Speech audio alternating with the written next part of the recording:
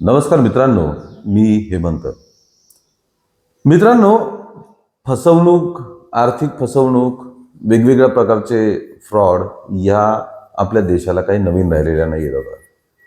अनेक प्रकारचे फ्रॉड, फसवणुकीचे प्रकरणं आपल्या समोर येत असतात.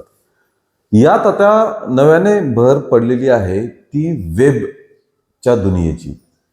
वेब म्हणजे डिजिटल जे जग आहे, ज्यामध्ये तरुणांपासून सर्वच जण त्यामध्ये इन्व्हॉल्व असतात. सोशल मीडिया आलं, त्यात सगळं आलं.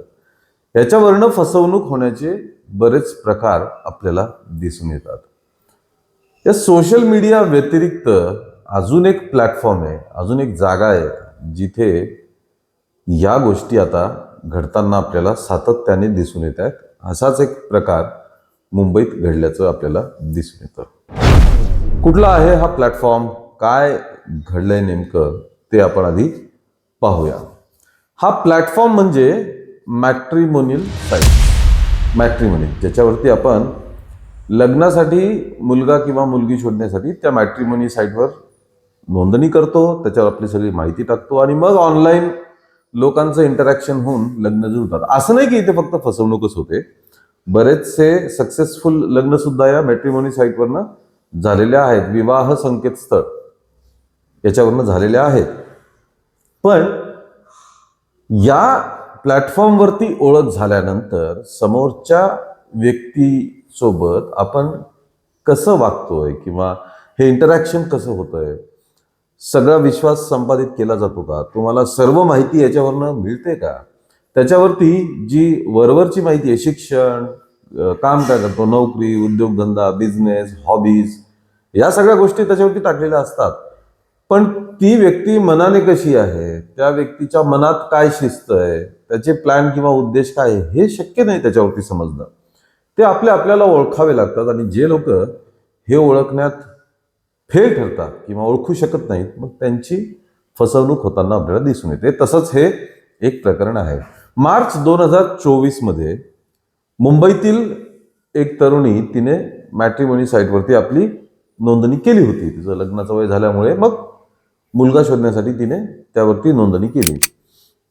नोंदणी केल्यानंतर हळूहळू तिला काही मेसेजेस येऊ लागले.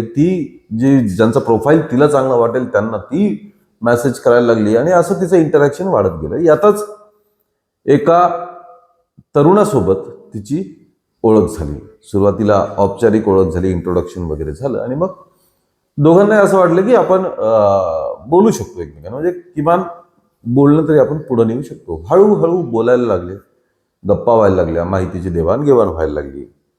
हे सगळं होता ते दोघेही एकमेकांना पसंत करू लागले, म्हणजे त्यांना ओके वाटलं त्यांचं रिलेशन.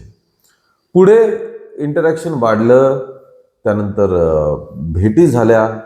भेट झाली, त्यानंतर एकमेकांना आवडू लागले आणि ते लग्नाच्या निर्णयापर्यंत पोहोचले की ठीक आहे, आपण दोघे सुद्धा एकमेकांना सुटेबल आहोत, आपण लग्न करूया. या तरुणाने तिला बरंच विश्वासात घेतलं, भरपूर विश्वासात घेतलं. विश्वासात घेतल्यानंतर तिच्याशी जवळीक साधली आणि अर्थात त्याने तिच्यासोबत शरीर संबंध प्रस्थापित केले आणि लग्नाचं प्रॉमिसही केलं की आपण लग्न करणारच आहोत वगैरे. हे झाल्यानंतर त्याचं उद्दिष्ट फक्त इतकंच नव्हतं की तिचा शारीरिक वापर करणं.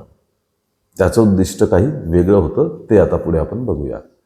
त्यानंतर याने मग काही दिवसांनी तिला थोडी आर्थिक अडचण आहे, तुझ्याकडे पैसे असतील तर मला थोडी मदत कर, असं म्हणून तिच्याकडनं 1 लाख रुपये घेतले.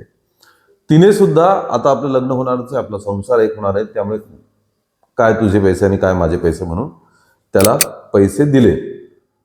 हे पैसे दिल्यानंतर त्याने परत देण्याचं कमिटमेंट केलं होतं, पण ना या तरुणीने पैसे परत घेणं सिरियसली घेतलं, ना त्याने पैसे परत देणं सिरियसली घेतलं. त्यामुळे आता आपण लग्न तर करणारच आहोत, त्यामुळे काय देवाणघेवाण असं त्यांनी कॅज्युअली पकडलं.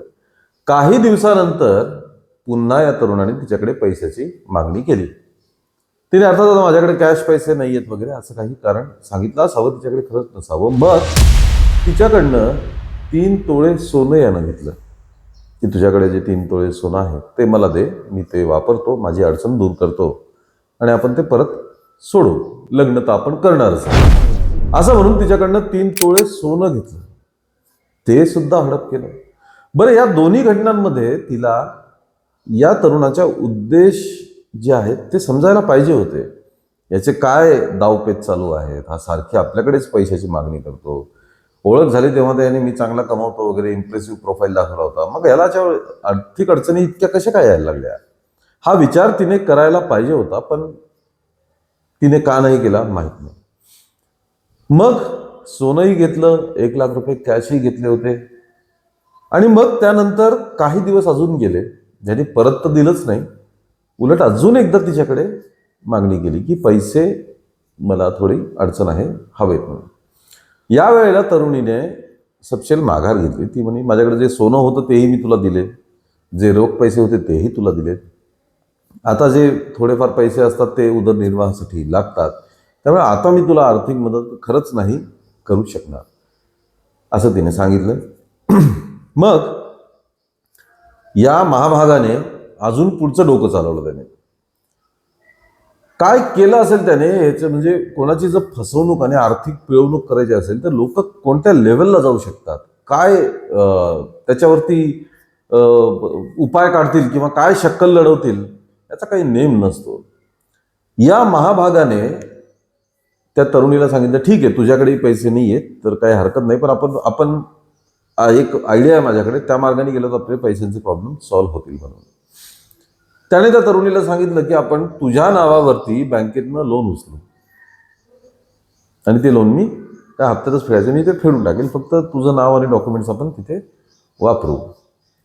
तरुणीला आताही कळलं नाही की हा महाभाग आपल्याकडनं काय करून घेतोय. तिने डॉक्युमेंट्स दिले आणि बँकेतनं 3 ते 4 लाखापर्यंतचं कर्ज उचललं. कर्ज उचलून या माणसाने ते सगळे पैसे आपल्याकडे घेतले, ते खर्चायला सुरुवात केली, खर्च करू लागला, पण हप्ते काही फेडत नव्हता. आता नाव लोनमध्ये तर या तरुणीचं, या तरुणीने तिच्या नावावरती लोन उचललेलं, त्यामुळे बँकेच्या नोटिसा, बँक ही तिला संपर्क करू लागले. तिने त्याला विचारायची पहिले प्रयत्न केला की बाबा ते बँकेच्या लोनचं काय झालं, तो हप्ते फेडणारच ना, असं हो हो मी फेडणार आहे वगैरे, असं त्यांनी बाता मारून दिल्या आणि बँकेचे हप्ते काही भरेना. पहिले 1,00,000 कॅश, 3 तोळे सोनं, 3-4 लाखाचं बँकेचं कर्ज, इतकं तिला लुबाडल्यानंतर हा महाभाग अक्षरशः गायब झाला. आणि मग त्या तरुणीचे डोळे उघडले की आपल्यासोबत खूप मोठी फसवणूक झाली आहे. तिला खोटे प्रॉमिसेस केले, तिच्या भावनांचा खेळ केला, तिच्या शरीराचा खेळ केला, वापरून घेतलं आणि अशा पद्धतीने आर्थिक लुबाडणूक करून सुद्धा तिला फसवलं. ज्या दिवशी तिला हे कन्फर्म झालं की आपली वेगवेगळ्या मार्गाने फसवणूक झालेली आहे, तेव्हा मग या तरुणीने सरळ सरळ पोलिसांमध्ये जाऊन तक्रार दाखल केली. तक्रार दाखल केल्यानंतर आता पोलीस तक्रार दाखल करून लगेचच कारवाई त्यांनी सुरू केलेली आहे आणि त्याला अटक होईल, त्याला शिक्षा होईल वगैरे, हे सगळे प्रकार होतील. पण धडधडीत कोणी आपल्या समोर बसून आपली लुबाडणूक करतोय, आपल्याला फसवतोय, या बाबतीत लग्न झाल्यानंतरच्या गोष्टी वेगळ्या आहेत. लग्न झाल्यानंतर तुम्ही एका संसारात असतात, त्यामुळे त्या संसारातील अडीअडचणी, आर्थिक अडीअडचणी या सगळ्यांना तुम्हाला मिळून सामोरं जावं लागतं. दोघं मिळून त्याच्यावरती उपाययोजना करू शकता. पण लग्न झालेलं नाही, फक्त ओळख, कुठल्याही प्रकारचे कौटुंबिक बैठका वगैरे झालेल्या नाहीत, कोणत्याही नैतिक मार्गाने लग्न ठरलेलं नसताना फक्त मॅट्रिमोनियल साईटवरती ओळख झाली आणि मग त्या ओळखीतून मैत्री झाली, त्याच्यानंतर तुम्ही जवळ आलात, पण तुम्ही विश्वास एवढा आंधळा टाकून दिला की आपलं सर्वस्व तर त्याच्या स्वाधीन केलंच, आर्थिक गणित सुद्धा स्वतःचे बिघडवून टाकले. मित्रांनो, ऑनलाईन वर्ल्डचा हाच एक सगळ्यात मोठा ड्रॉबॅक आहे, हाच एक सगळ्यात मोठा दोष आहे की तुम्हाला जे दाखवलं जातं तेवढंच दिसतं, जी गोष्ट लपवून ठेवली जाते ती तुम्हाला दिसत नाही. आणि मग तुम्ही कोणाच्या गोड बोलण्याला ह्याचा बळी पडता, विश्वास त्याच्यावरती आंधळा टाकून देता आणि मग अशा वेगवेगळ्या प्रकारची पिळवणूक आणि फसवणूक तुमची व्हायला लागते. ती टाळण्यासाठी सतर्क राहा. याचा अर्थ असा नाही की तुम्ही कोणाच्या संपर्कात येऊ नये, जरूर या. या डिजिटल साधनांचा वापर आपण आपल्या आयुष्यासाठी केलाही पाहिजे, पण डिजिटल असो का सामान्य आयुष्य असो, सतर्क राहणं हे आपल्यासाठी सर्वात जास्त महत्त्वाचं आहे.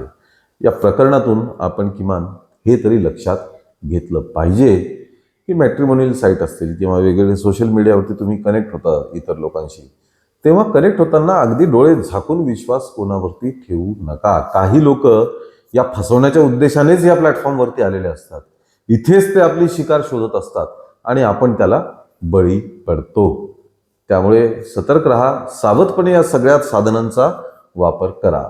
तुम्हाला काय वाटतं मित्रांनो, या प्रकरणात किती फसवणूक होत असेल? डिजिटल प्लॅटफॉर्मचा वापर चुकीच्या पद्धतीने कसं लोक करतात? यावरती तुमच्या प्रतिक्रिया कमेंटमध्ये नक्की नोंदवा. या व्हिडिओला लाईक आणि शेअर करा आणि आमच्या चॅनलला ताबडतोब सबस्क्राईब करा. धन्यवाद.